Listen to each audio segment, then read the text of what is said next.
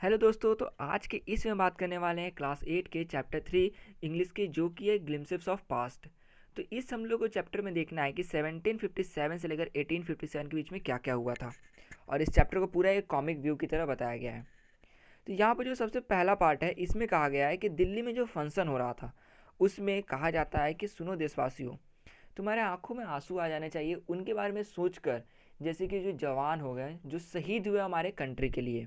तो ये है इसके फर्स्ट पार्ट में बताया गया, और इस तरह से पूरा जो स्टोरी है ये शुरू होता है। और इसमें जो हमें 1757 से लेकर 1857 के बीच में पूरा जानना है कि क्या क्या हुआ था इंडिया में। तो यहाँ पर जो सेकंड पार्ट है, इसमें कहा जाता है द कंपनीज कॉन्क्वेस्ट 1757 से लेकर 1849 तक का। तो यहाँ पर बताया जा रहा है कि कैसे जो ब्रिटिश ईस्ट इंडिया जो कंपनी था वो इंडिया में आया। ठीक है, तो यहाँ पर बोला जा रहा है कि जो वो कंपनी था वो इंडिया में आया और यहाँ पर पकड़ बनाना शुरू कर दिया। ये पकड़ कैसे बना रहा था, तो इसका जो है वजह कि ये किस तरह से पकड़ बना पा रहा था वो ये था कि मान लो कि कोई प्रिंस है, ठीक है, और उसको अपने आसपास वाले प्रिंस को हराना है। तो वो प्रिंस क्या करता था कि जो ये जो कंपनी था, मीन्स ये जो ब्रिटिश थे, इनसे क्या करता था, हेल्प लेता था। बोलता था कि तुम मुझे हेल्प दो ताकि मैं जो सामने वाला या फिर जो मेरा राइवल है प्रिंस, उसको मैं हरा सकूं। इस तरह से वो हेल्प लेता था और दूसरे जो सामने वाले प्रिंस थे उनको हराता था। लेकिन सिर्फ इतना ही पे बात नहीं थमता है। मेन यहाँ पे मुद्दा ये था कि जो ब्रिटिश ईस्ट इंडिया जो कंपनी था वो हेल्प तो करता था, लेकिन वहाँ पे कुछ शर्त रहते थे। जैसे कि कुछ जो एरिया मीन्स वो कैप्चर करता है प्रिंस, उस पर उनका अधिकार होगा, या फिर उनको कुछ रुपये देना पड़ेगा ब्रिटिश को। तो इस तरह से क्या हुआ कि ब्रिटिश सबका जो है मीन्स बहुत सारे जो प्रिंस हो गए, जो जो हेल्प मांगते उनका हेल्प करता, और वहाँ से कुछ एग्रीमेंट के तौर पे कहीं रूल कर लेता तो कहीं से पैसे लेता। तो ये था, इसका पकड़ बनना यहाँ से शुरू होता है। लेकिन एक बार क्या होता है कि एक जो प्रिंस है वो मतलब अटैक करते हैं किसके ऊपर, तो टीपू सुल्तान पे। जो टीपू थे वो मैसूर से बिलोंग करते थे। जब उनके ऊपर अटैक हुआ तो वो बहुत ही बहादुरी से लड़े, मतलब कि जो दूसरे प्रिंस थे उनसे अच्छा ये लड़े, और ज़्यादा मीन्स नहीं होता है टिकना, वो से ज़्यादा टिके, और आखिर में उनकी भी मौत हो गई लड़ाई में ही। तो इस तरह से यहाँ पे टीपू सुल्तान का एग्जाम्पल दिया गया था, क्योंकि वो बहुत ज़्यादा ब्रेव थे। अब आगे देखिए क्या है, यहाँ पर लोगों के मन में दो मीन्स हो सकते हैं ना छवि बनना, कि जो ब्रिटिश है वो अच्छे हैं, तो कुछ सोचते हैं कि जो ब्रिटिश है वो बुरे हैं।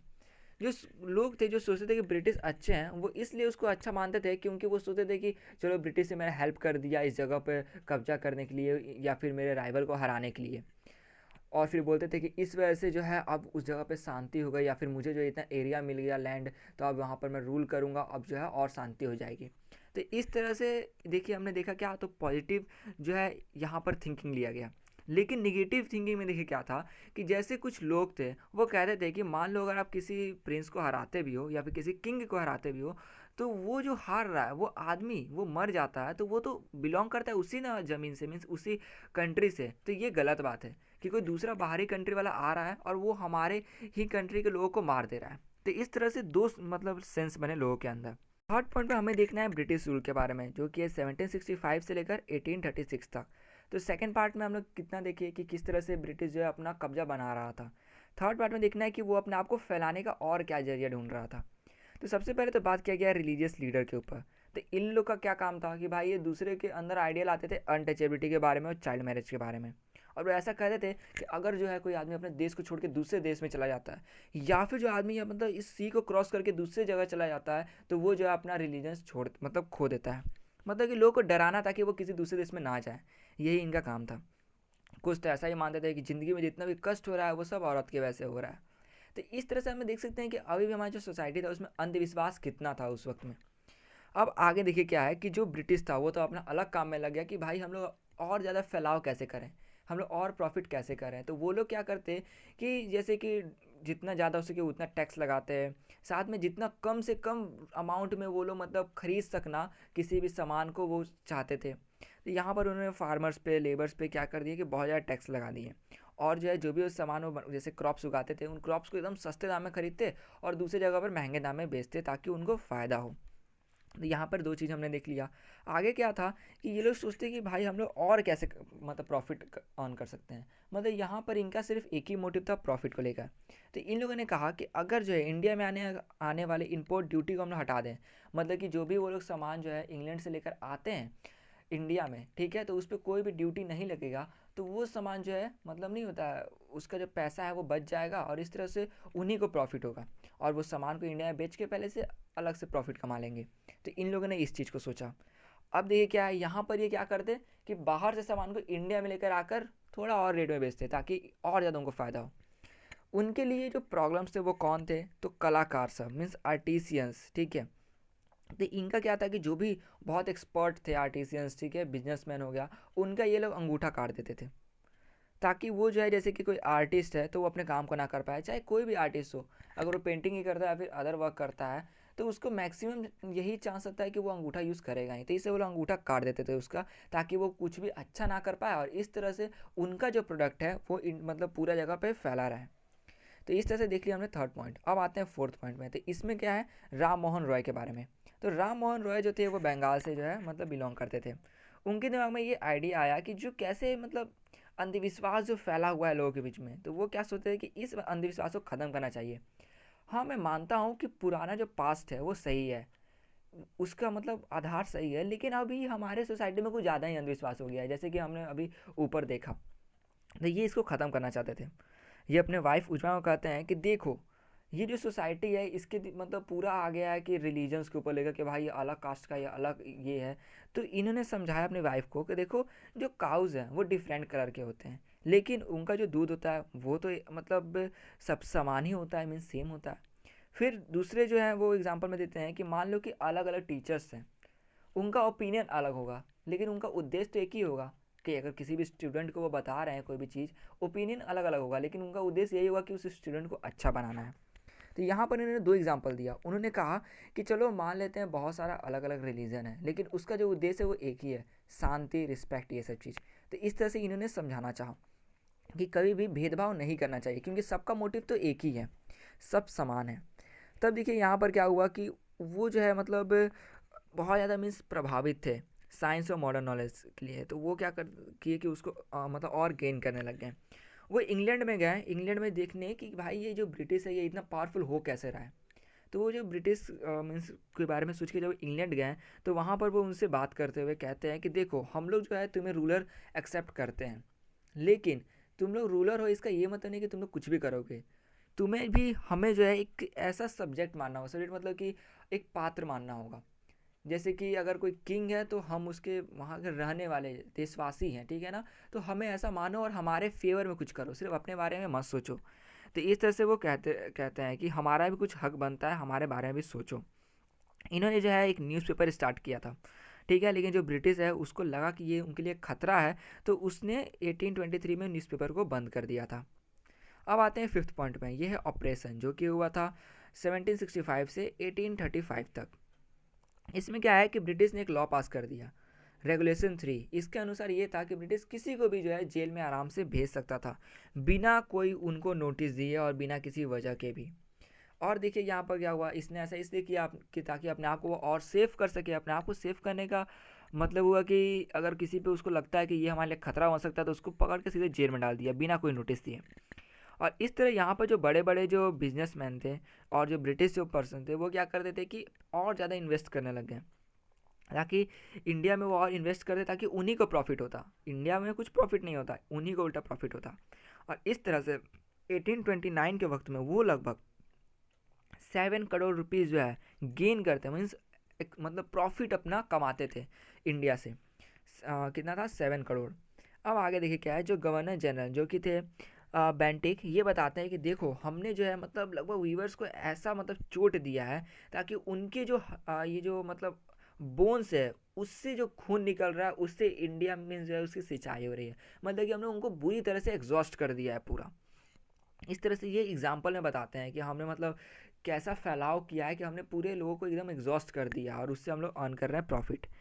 और देखिए यहाँ पर एक चीज़ और था कि जो ब्रिटिश था वो अब उसका माइंडसेट ये बन गया कि पूरा मतलब इंडिया का जो अदर इंडस्ट्रीज़ है इसको ख़त्म कर देना और खुद का जो है पूरा पकड़ बनाना।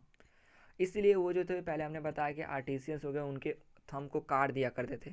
तो इस तरह से ये अब पूरा सोचे हैं कब्जा करने के लिए। अब आते हैं हम लोग आगे डिससेटिस्फैक्शन के ऊपर, जो कि ये 1835 से लेकर 56 तक, मीन्स 1856 तक। इसमें क्या है कि अब ब्रिटिश के दिमाग में ये आइडिया है कि देखो, इंडिया जो है इसमें मतलब पर्सियन हो गया, संस्कृत हो गया, ये सब लैंग्वेज तो है, लेकिन हमें जो है अब इसके अंदर इंग्लिश लैंग्वेज भी लाना चाहिए, कुछ चेंजेस करने चाहिए इसमें।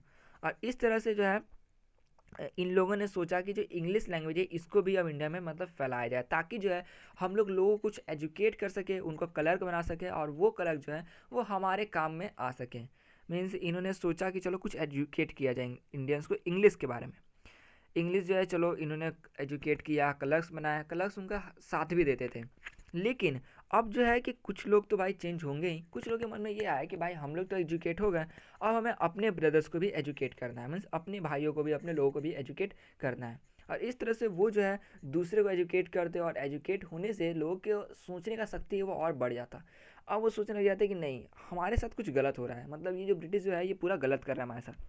पहले क्या था कि उनको लाचारी में करना पड़ता था, जो भी वो ब्रिटिश कहते हैं टैक्स देने का, वो कुछ बोल नहीं पाते थे। लेकिन अब सोचे कि नहीं, हमें कुछ अब मतलब आवाज़ उठानी पड़ेगी, क्योंकि हमारे साथ बहुत गलत हो गया। तो इस तरह से वो लोग बोलते हैं कि चलो ब्रिटिश जो पार्लियामेंट है इसके अंदर अपना जो भी मतलब सुझाव है, या फिर जो भी हम लोग सोचते हैं ये गलत हो रहा है हमारे साथ, उसको हम लोग बताएंगे। अब देखिए 1856 की बात है, यहाँ पर इस लगभग ब्रिटिश ने पूरा इंडिया पे कब्जा कर लिया था, अपना राज चला लिया था। वो लोग इंडियंस के जो बारे में बहुत कम सोचते थे, इवन जो है वो लोग किंग को भी पपेट की तरह बना लिए थे, मतलब किंग को भी अब इशारे में नचाते हैं। पहले क्या था कि वो लोग किंग का हेल्प करके अपने आप को फैलाते हैं, लेकिन अब इतने पावरफुल हो गए, ये सारे किंग जो है उनके पपेट की तरह हो गए थे। लेकिन लोगों के मन में ये आया कि चलो किंग जो है पपेट की तरह हो गया, उनका जो पावर है ये भी ख़त्म हो गया लगभग। तब जो है हमें ये सोचना चाहिए कि वो किंग भी आखिर हमारे ही लैंड से बिलोंग करते हैं, इसलिए उनका भी अधिकार बनता है कि वो जो अपने पावर को मीन्स गेन करे वापस। और इस तरह से लोगों के मन में आया किसका भावना, तो रिवोल्ट का भावना आया। तो अब देखिए सेवेंथ पार्ट, इसमें क्या बात किया गया है 1855 से लेकर 1857 तक में। इसमें कहा गया है कि जिस तरह उस मतलब ब्रिटिश ने टैक्सेस बढ़ा दिए हैं, अदर जो है सोसाइटी में चेंजेस ला दिए हैं, तो इससे हुआ क्या कि जो बंगाल में संथल जो एक पीपल हो गया, मतलब एक ग्रुप ऑफ पीपल, ठीक है, तो वो क्या हुआ कि लोग जो और ज़्यादा गुस्सा हो गए। उन लोगों ने क्या किया, लड़ाई शुरू कर दिया 1855 में लगभग। उन्होंने मीन्स यूरोपियंस हो गए उनके ऊपर अटैक करना शुरू कर दिया।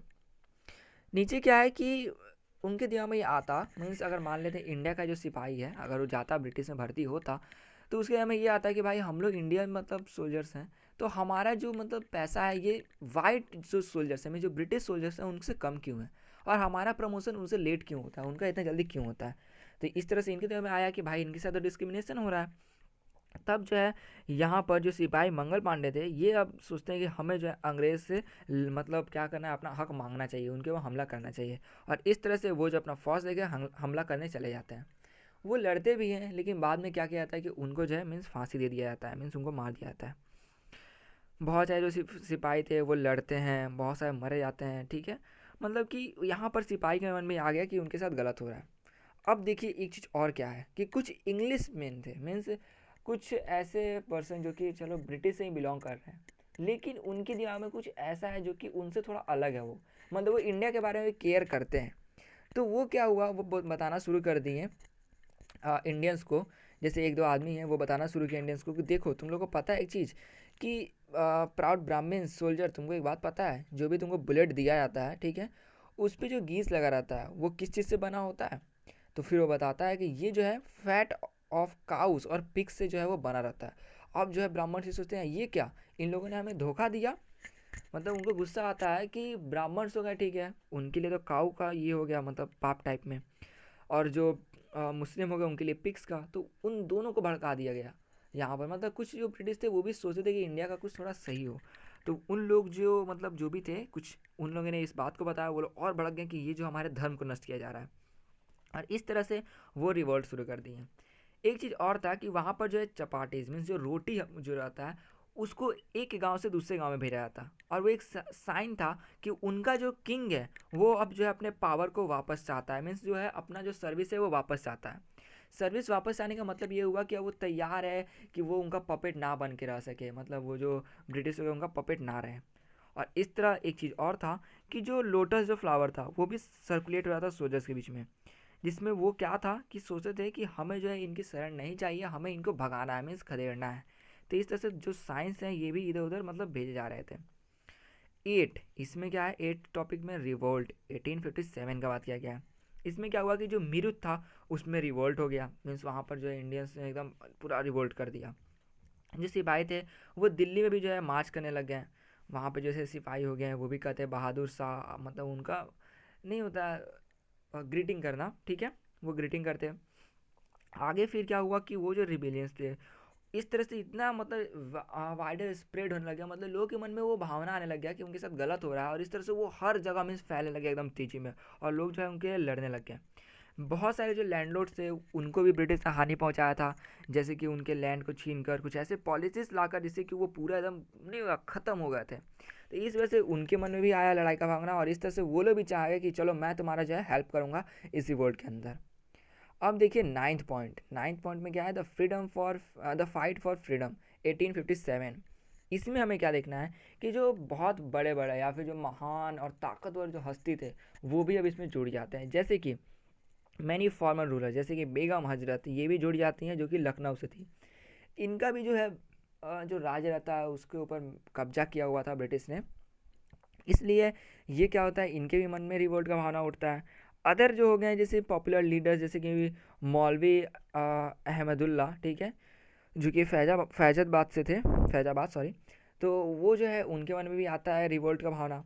तो इस तरह से वो लोग कहते हैं कि सुनो भाइयों, हमें जो है इन जो ब्रिटिश है जो कि हमारे देश को बर्बाद कर रहे हैं, हमारे धरती को बर्बाद कर रहे हैं, इनको यहाँ से भगाना है। और इस तरह से ये लोग पूरा ज्वाइन हो जाते हैं, किसके लिए, तो ब्रिटिश को यहाँ से भगाने के लिए। आगे क्या है कि एजमुल्ला खान जो थे वो तात्या तोपे को कहते हैं कि सुनो, तुम जो है पेशावर जो नाना है साहब उनको बना दो वार ऑफ इंडिपेंडेंस का लीडर, वो इनके लीडर होंगे। और इस तरह से लोग भी बोलते हैं हाँ सही है, उनको लीडर बना दिया जाए। और इस तरह वो जब लीडर बनते हैं तो वो वहाँ पर नॉर्थ इंडिया साइड से लड़ रहे होते हैं, मतलब कि इंडिया के अलग अलग पार्ट से अलग अलग लोग लड़ रहा होता है, और इस तरह जो है पूरा तरह से वो फैल चुका होता है। 80 ईयर्स ओल्ड जो कि कुंवर सिंह थे, ठीक है, वो बिहार से थे। उनको ये गोली आके लगता है व्रिस्ट में, मीन्स कलाई में, और इस वजह से जो वो नाव में मीन्स बैठ के जा रहे होते हैं तो वो क्या बोलते हैं गंगा को कि गंगा सुनो माँ गंगा, ये जो है मैं तुम्हें आखिरी चीज़ ऑफ़र कर रहा हूँ। आखिरी चीज़ ऑफ़र का मतलब ये कि उन्होंने जहाँ पर गोली लगा था उनके कलाई पे, उधर से थोड़ा छोड़कर उन्होंने पूरा अपना कलाई ही काट दिया तलवार से, और गंगा के अंदर उसको बहा दिया। तो इस तरह से ये बोलते हैं, और ये सब मीन्स लड़ाई कर रहे होते हैं। तो यहाँ पर देखिए क्या ये चैप्टर समाप्त होता है। तो इसके अंदर हमने किसके बारे में देखा, तो शहीदों के बारे में देखा, ऐसे लोगों के बारे में जिन्होंने रिवोल्ट किया था, और इंडिया का पूरा सिचुएशन के बारे में, ब्रिटिश इंडिया कंपनी के बारे में कि वो कैसे आई और कैसे अपना कब्जा जो है बनाने लग गई। तो इस तरह से ये जो पूरा वीडियो था इसके अंदर इतना ही बताया गया था। आशा करूँगा वीडियो अच्छे से समझ में आ गया हो। तो दोस्तों इस तरह इस वीडियो में सिर्फ इतना ही, मिलते हैं इसके अगले वीडियो में।